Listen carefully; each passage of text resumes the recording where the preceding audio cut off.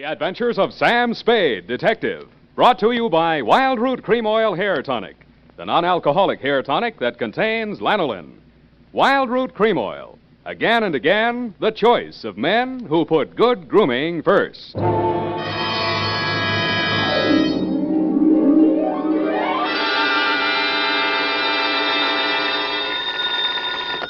Sam Spade Detective Agency. That is the correct answer. You have just won $104 million, 6 deep freeze units, a stable of polo ponies with matching saddle soap, a terry cloth robe with chocolate bars pre-melted into the pockets, and a full-size, real, honest-to-goodness dreadnought, such as is used by Uncle Sam's Navy. Oh, I'm sorry you'll have to call back.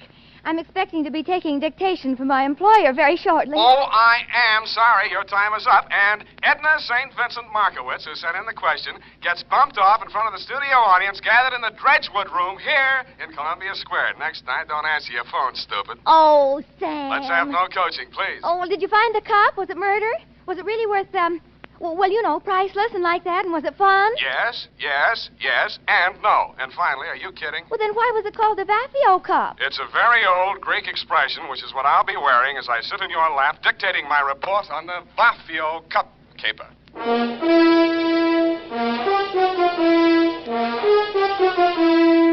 Dashiell Hammett, America's leading detective fiction writer and creator of Sam Spade, the hard-boiled private eye, and William Spear, radio's outstanding producer-director of mystery and crime drama, join their talents to make your hair stand on end with the adventures of Sam Spade.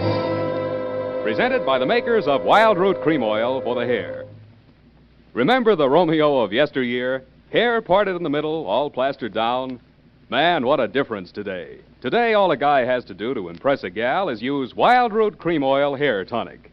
Wild Root Cream Oil grooms the hair neatly and naturally, relieves dryness, and removes loose dandruff. If you're still using old-fashioned hair tonics or none at all, then for her sake, spruce up today with Wild Root Cream Oil Hair Tonic. In bottles or the handy new tube, it's again and again the choice of men who put good grooming first. And now, with Howard Duff starring as Spade, Wild Root brings to the air the greatest private detective of them all in the adventures of Sam Spade.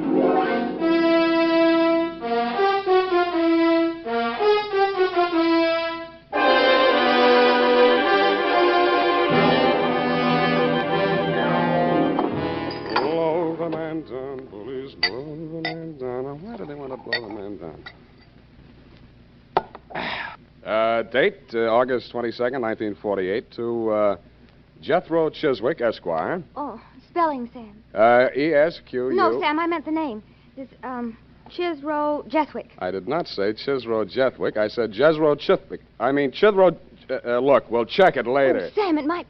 I have an uncle in Berkeley named Smithwick. Leave your family out of this, Eph. But he's only by marriage, Sam. It's quite a common name. Name 3 people named Chiswick. No, Smithwick, Sam. Now, let's see. There's Uncle George and Aunt Amelia by a previous marriage. Then there's my cousin Rupert on the Christie side. When you have finished ruminating amongst the foliage of your family tree, Miss Perrine. Well, I only mentioned it in All connection right, with that name we'll that you start thought you... all over again. Tear out that page. Yes, Your Highness. Oh, no, please. No need to curtsy.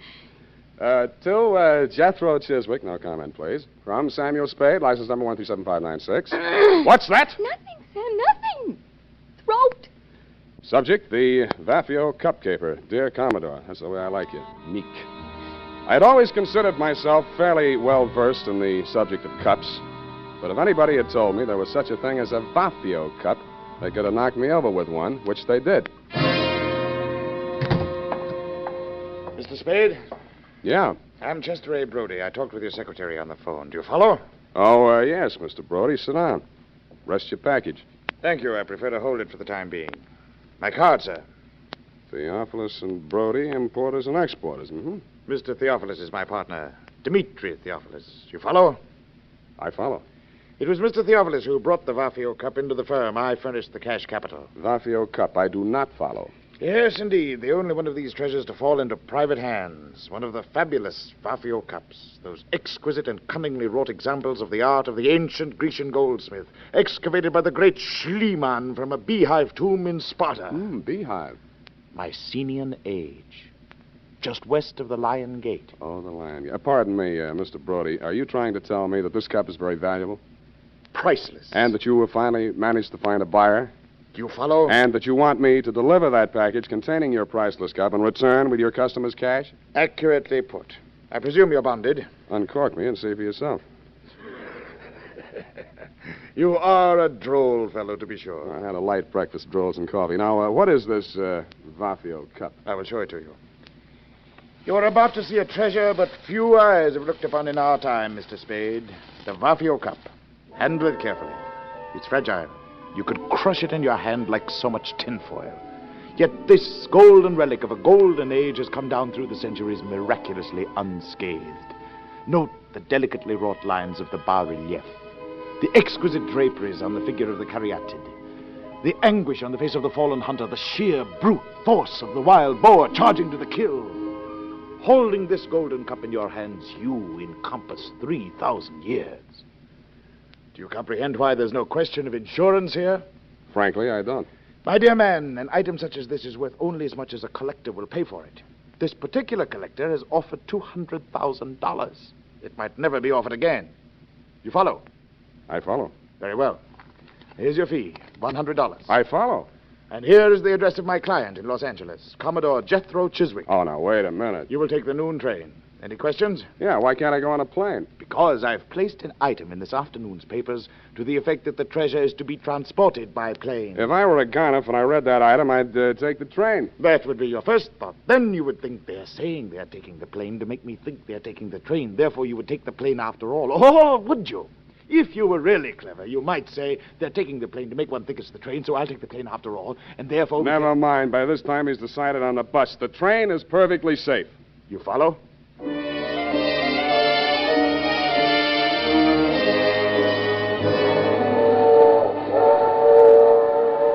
The package was light in the drawing room, and the train was comfortable.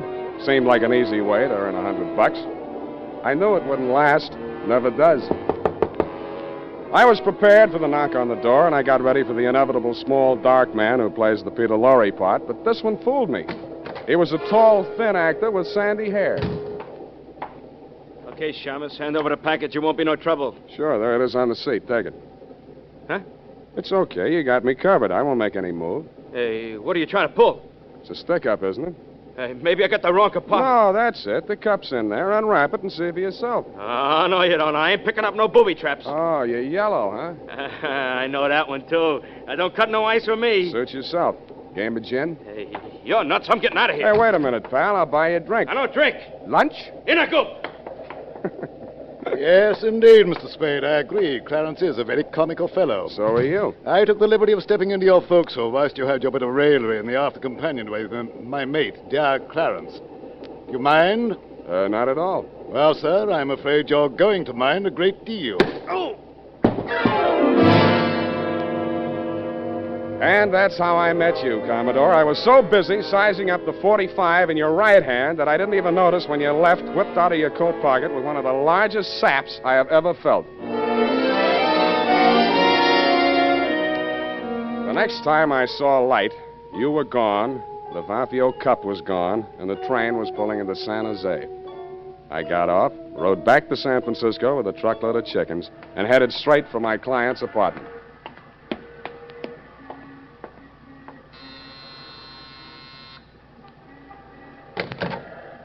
You got here quick. Yeah, Come in. thanks.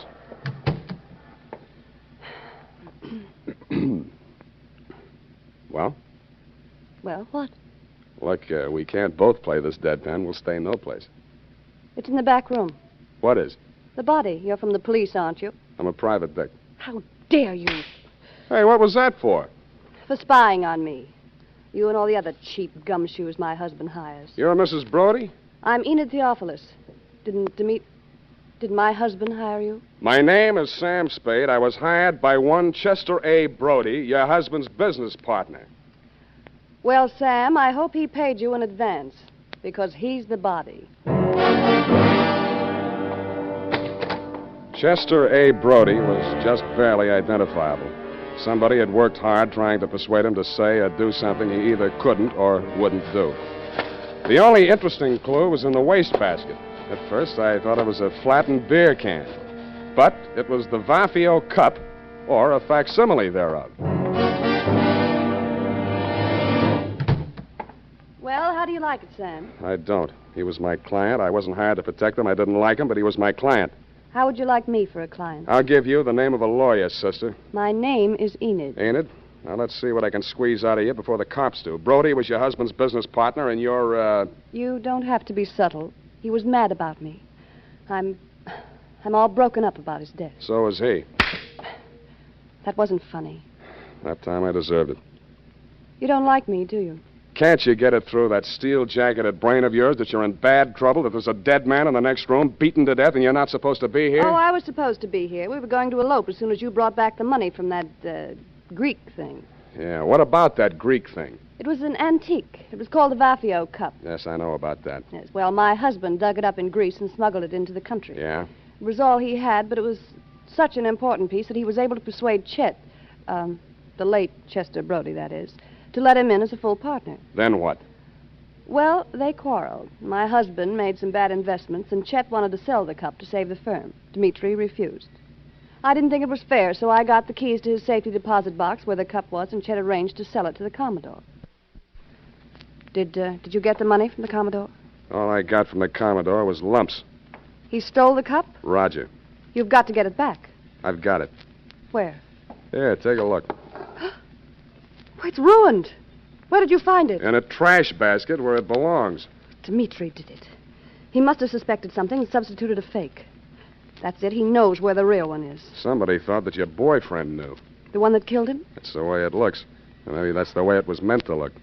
You know, somebody might get the idea that you palmed the genuine when you got it out of that safety deposit box. If I did, it was legal, and don't you forget it. A wife can't steal from her husband. Legally, they're one person. You can't steal from yourself. That's the law. I was wrong. You don't need a lawyer. Will you help me? I may hurt you, and it'll cost you anyway. I know what's good for me. Money. Find that cup.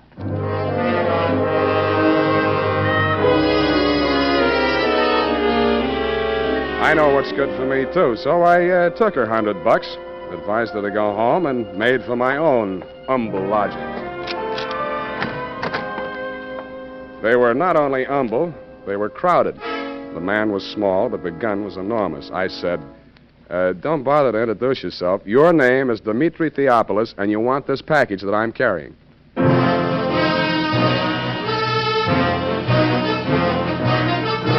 The makers of Wild Root Cream Oil are presenting the weekly Sunday adventure of Dashiell Hammett's famous private detective, Sam Spade.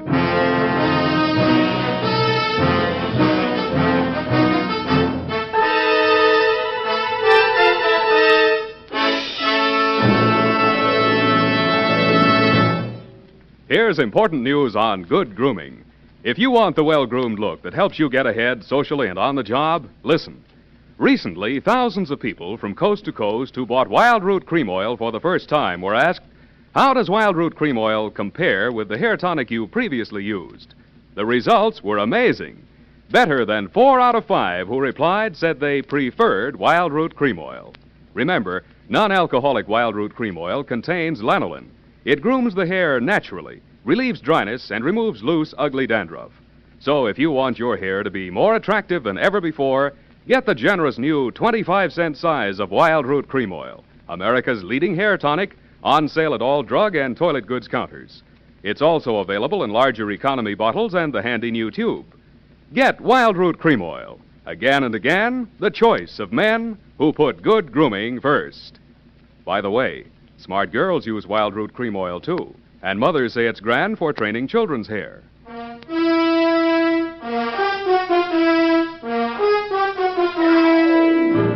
And now, back to the Vaphio Cup Caper. Tonight's adventure with Sam Spade.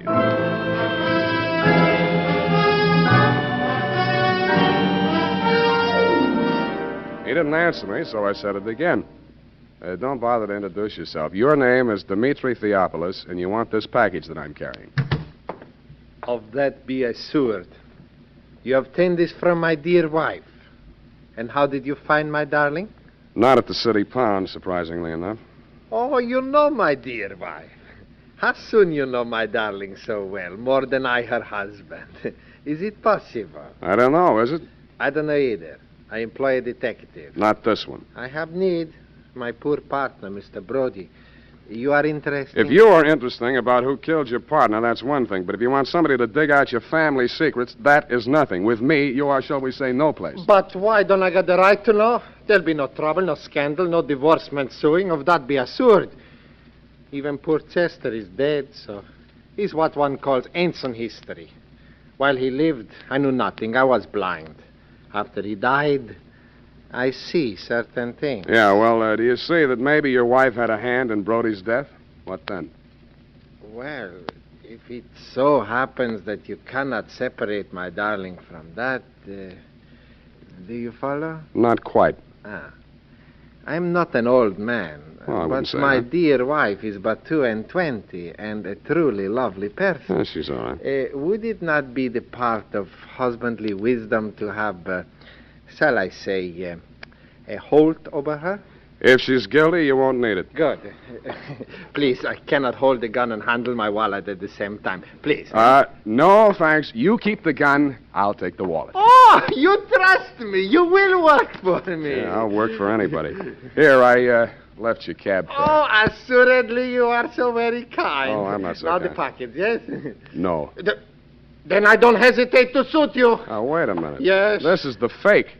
You sure you want this? Assuredly, yes. A man has already been killed for it. Your life's a high price to pay for a fake, though fancy, tin cup. You still think that's the price? Brother, I know it. Then you know I will kill you for it. Okay, if it means that much to you, and I guess it does, it's all yours. Okay, thank you. Please remain where you are. If you follow me, I will surely suit you.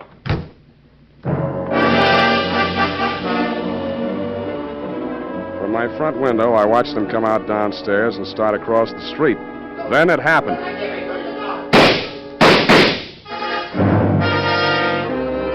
I saw the gun flash as it fired, and Theophilus slumped to the pavement. The package slid away from him into the gutter. I beat it down to him. He'd taken all 3 pellets in the midsection from close range. His pulse fluttered once or twice and then stopped. When I went to look for the package, it wasn't there. I called homicide and waited until they took him away.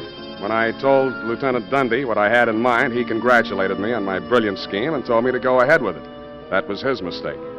I even talked him out of assigning any of his harness men to watch my building for the next couple of hours. That was my mistake. I went upstairs, opened the bottle, and waited for your knock on my door, Commodore.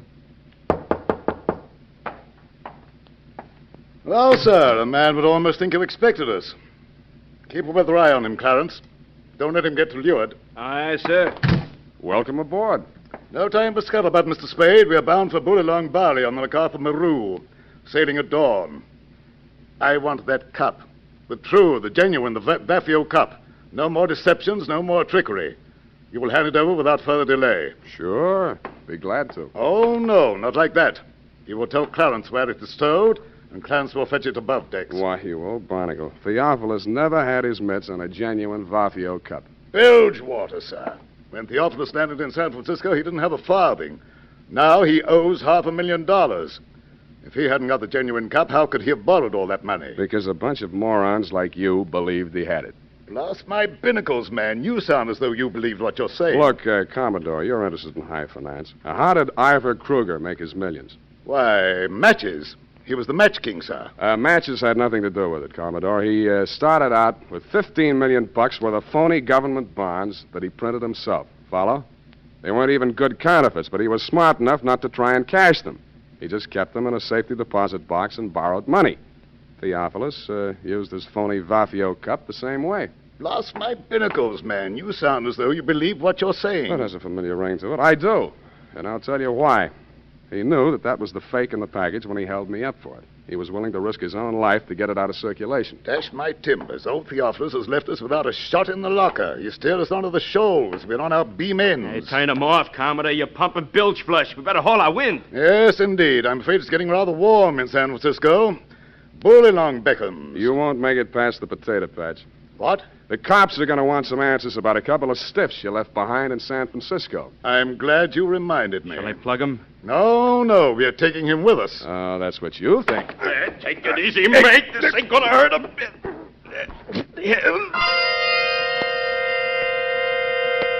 A reek of chloroform filled the room, and a fist pounded into my belly. It knocked my wind out, and at the same time, my nose collided with something wet and cold. I swung out, but didn't connect. Before I could swing again, the room blurred, and a ceiling light floated down to meet me. Then the lights went out altogether.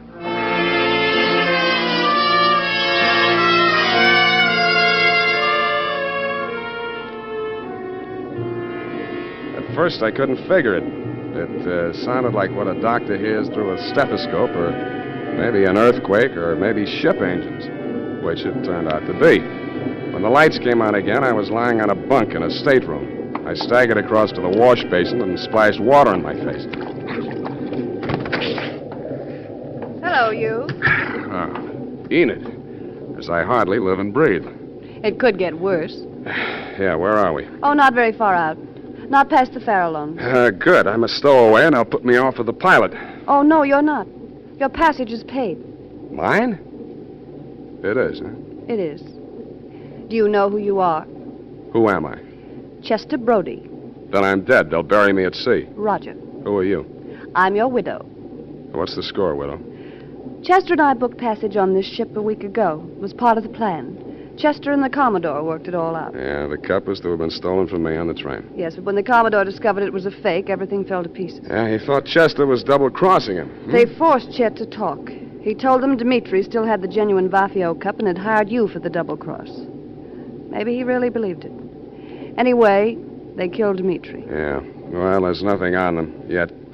But you're a material witness, sweetheart, to at least one of the killings. That's extraditable. When that dawns on them, they'll scuttle you, too. It's already dawned on them. I'm desperate. Yes, I notice. For you, you're practically hysterical. We have to face facts. Yeah, well, give me a couple to face right now. Where are the Commodore and Clarence? Up on the bridge. Good. All you have to do is walk straight up to the captain. He'll put him under arrest. Well, that might be a good idea, darling, only... Only what? Only the Commodore is the captain. That tore it. Your salty talk had fooled me, Commodore. I never dreamed that you were really an old sea dog, and I do mean dog.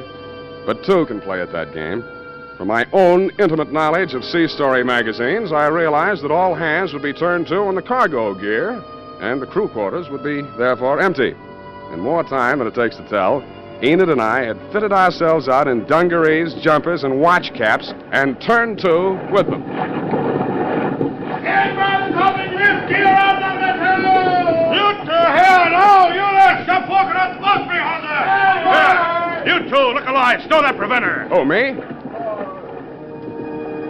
You may recall, Commodore, you may recall me as the man who ran for a fire extinguisher when the bosun yelled, stow the preventer. But experience is the best teacher, and by the time we hove to put the pilot over the side, things were in such a state of confusion that you had retreated to your cabin with a quadruple ration of grog. Seizing that moment, I threw Enid over the side, yelled, "Man overboard!" and jumped in after it.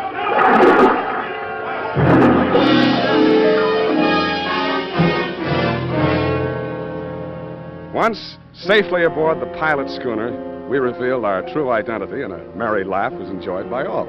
It dropped us at the foot of Market, and we waved warm farewells to our erstwhile rescuers, then to the snug haven of my office in a friendly cup, if you'll pardon the expression, in the grateful warmth of a gas radiator.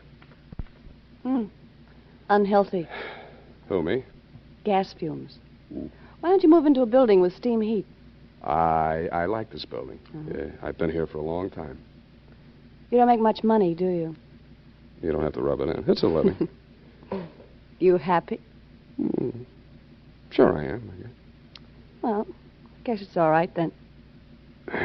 You know, sweetheart, there's something missing in you. Oh? What? Well, I don't know. Then how do you know? Forget it. Well, I guess I'll go. Do you mind if I don't see you to the door? Why should I? What?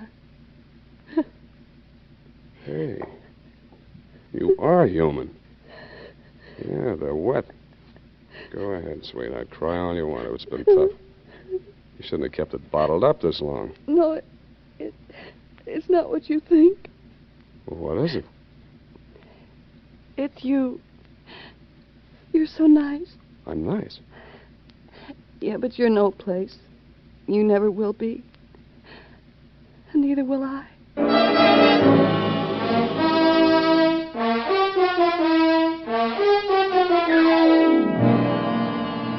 And that, Commodore, is the cargo. It was nice seeing you again down at the hall.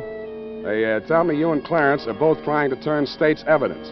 But according to the late bulletins, Clarence was leading by a neck in the stretch. Get it?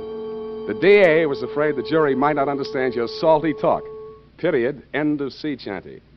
Oh, Sam. Yes, what? Oh, Sam. Hmm? Well, I just can't. Oh, why can't you? Are you feeling okay, F? Oh, Sam. Hmm? You betrayed your trust. You... Effie, speak to me. What is it? What is it? I betrayed my trust. What? Well, those criminals were on that boat. Yes? And you jumped overboard. You feel that I was recalcitrant? Is that it? That my actions were not true blue, clear cut? Is that it? Oh, I'll just go type this up, and I'm sure you can explain. I hope you can. I hope. Sour racket.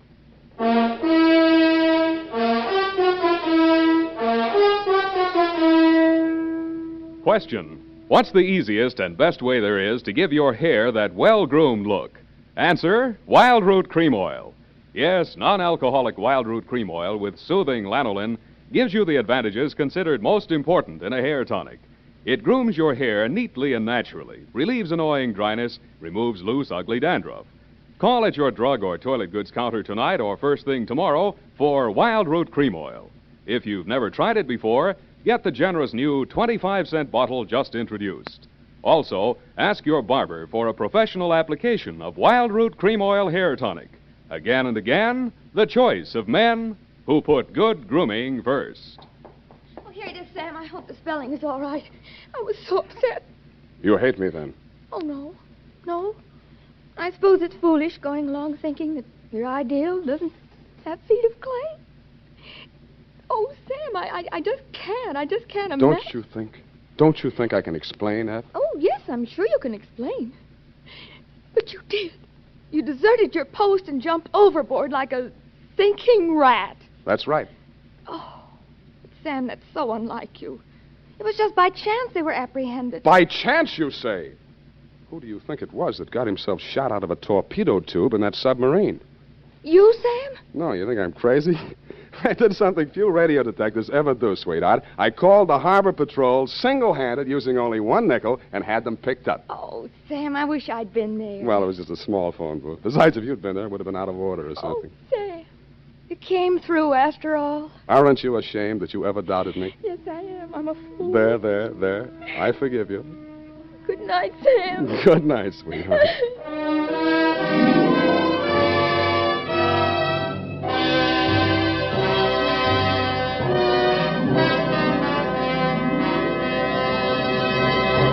The Adventures of Sam Spade, Dashiell Hammett's famous private detective, are produced and directed by William Spear. Sam Spade is played by Howard Duff. Lorene Tuttle is Effie. The Adventures of Sam Spade are written for radio by Bob Tallman and Gil Dowd. Musical direction is by Lud Gluskin with score composed by Renee Garrigang. Join us again next Sunday when author Dashiell Hammett and producer William Spear join forces for another adventure with Sam Spade. Brought to you by Wild Root Cream Oil. Again and again, the choice of men who put good grooming first.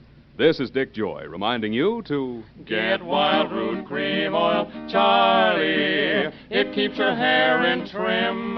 You say it's non-alcoholic, Charlie. It's made with soothing lanolin. You better get Wild Root Cream Oil, Charlie. Start using it today. You'll find that you will have a tough time, Charlie, keeping all the gals away. Hiya, Baldy. Get Wild Root right away.